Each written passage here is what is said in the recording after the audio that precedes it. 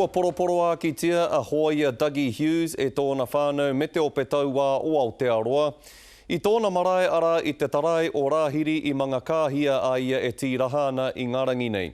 Neke atu i te kotahi wiki kua hipa i tōna matenga i te whenua o Afghanistan, a he mea whakanui a ia me āna mahi i te rangi nei. He haurua haora a mga kāhia i te whaitua o Whangarei, kaia Irena Smith, tēnei pūrongo. Ko te whānau me te ope taua ngā mea nui ki a kāpara Dougie Hughes. E tika ana mā rātau ia e kawe ki tōna takotoranga, whakamutunga. It's really broken our hearts to see him gone. It's a waste to see such a young man who's just really reaching the pinnacle of his career.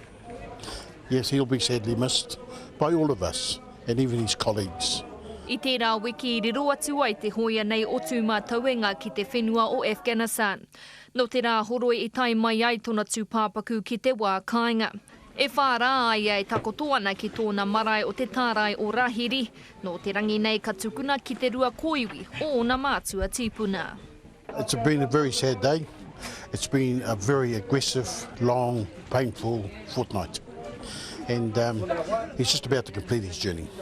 Aha kua kei te haere tonu ngā rangahau mo te āhua i mate aia kāpara Dougie Hughes, he rangatira te poroporo āki i aia i te rānei. In due course, once we finally farewelled our son, our nephew, then hopefully we'll get the conclusion that we were looking for. Hira ana ngā whakaritenga i te taenga mai o te kāwana tianara a tā Dairy ma te pārai. Put our little town on the map, and it's not sort of used to this sort of attention. And it's taken our nephew to bring everybody together. He's brought my daughters back from England and America. He's united my brothers and sisters, and it's only death that really brings us together. And we're so proud of him for what he's done for us.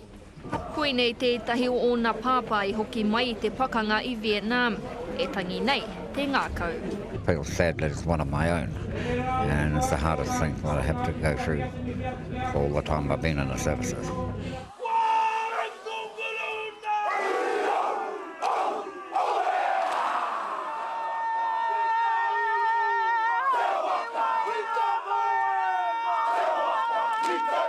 Kua nehua a Dougie Hughes ki te urupa o te hepara pai ki te taho o nā mātua tūpuna.